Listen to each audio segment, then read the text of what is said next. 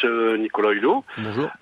Alors moi, je voulais poser une question. On parle d'écologie et puis on supprime toutes les aides. C'est-à-dire que pour l'installation des panneaux solaires, avant on avait un abattement de 50%, maintenant on est descendu à 30%. Pour l'aménagement intérieur de votre maison, on avait un abattement de 30% sur tout ce qui est fenêtres, volets.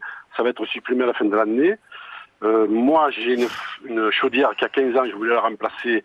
Il y avait un abattement de 30% pour une nouvelle chaudière. Ça va être supprimé à la fin de l'année. En fait, on supprime toutes les aides. Alors, je voulais savoir pourquoi. Merci Guillaume. Je précise, Nicolas Hulot, qu'il y a énormément de questions sur ce thème.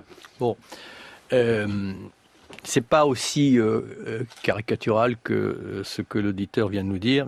Les aides ne sont pas supprimées. Loin de là, par exemple, vous aviez un crédit d'impôt pour changer votre chaudière, entre autres, il est transformé en prime. Ce qui permet à tous les ménages d'en profiter, parce que quand vous avez un crédit d'impôt, encore faut-il pouvoir faire l'avance. Donc c'est faux. Nous n'enlèverons pas les aides aux portes et aux fenêtres, on les nuance simplement parce qu'on essaie plutôt de flécher des aides qui sont excessivement importantes sur ce qui fonctionne le mieux, c'est-à-dire soit isoler les combles, soit isoler par l'extérieur.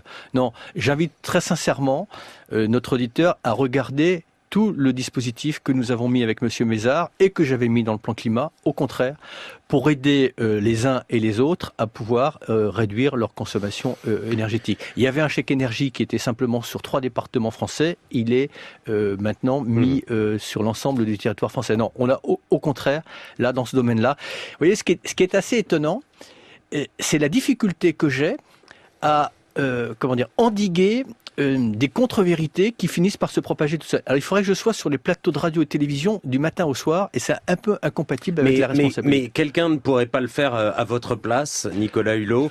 Est-ce que vous êtes assez entouré pour pouvoir justement intervenir dans le débat public et redresser un certain nombre de choses s'il faut le faire? Je peux prendre la critique aussi pour moi. Peut-être qu'il faudrait que je consacre un peu plus de temps. C'est vrai que c'est difficile d'être à la fois dans la réflexion, le travail, la représentation, etc., et dans la communication.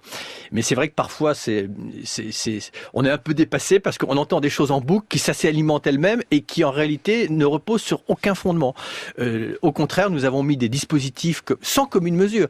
Alors après, notamment sur les énergies renouvelables, là où je peux partager l'inquiétude de l'auditeur, je suis en train de préparer avec 3 ministères un Green New Deal pour que dans le développement des énergies renouvelables, notamment le solaire et notamment l'éolien, on puisse changer d'échelle. Ça va me prendre un peu de temps. On va présenter un plan massif au président de la République au printemps 2018. Et là aussi, il faut que les règles ne changent pas parce que c'est vrai qu'on a parfois fragilisé la filière. On a un potentiel de développement des énergies solaires et des énergies éoliennes extraordinaire. Et je voudrais que la France change d'échelle dans ce domaine-là.